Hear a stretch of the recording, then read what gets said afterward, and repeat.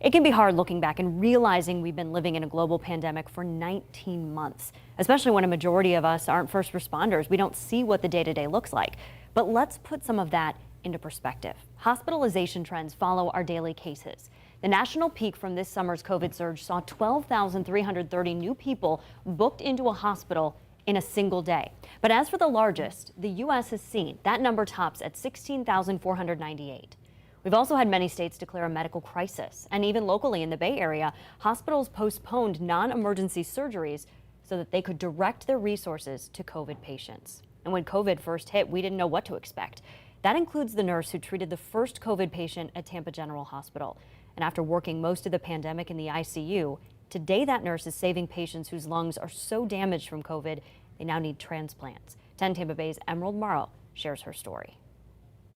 March 13th, 2020, at Tampa General Hospital. I actually took the first COVID patient in ICU. Little did nurse Kelsey Easterlin know how much change the next year and a half would bring. We were fighting an uphill battle at that time.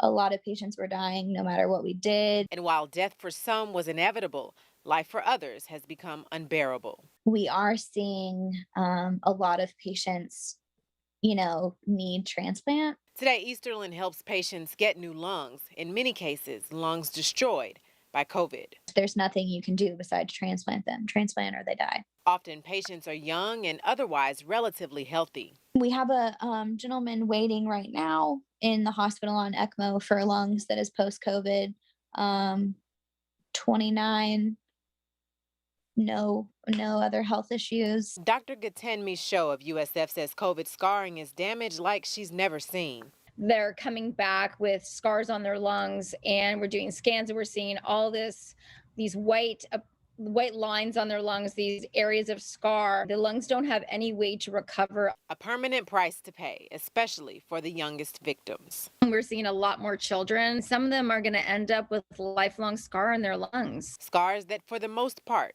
can be prevented. Life is very short and we're never guaranteed tomorrow. So live as carefully as possible, wash your hands, wear a mask, protect your family as best that you can. Doctors say this is just one example of many possible long-term consequences of COVID. So the idea that this virus is like the common cold or flu is just false. Doctors also say patients with the worst lung scarring are almost always unvaccinated. And the CDC's latest COVID numbers for Florida just dropped. Over the weekend, we saw a steady decrease in daily cases from 4,525 on Friday to 2,741 yesterday. Our state average is now 4,621 cases per day.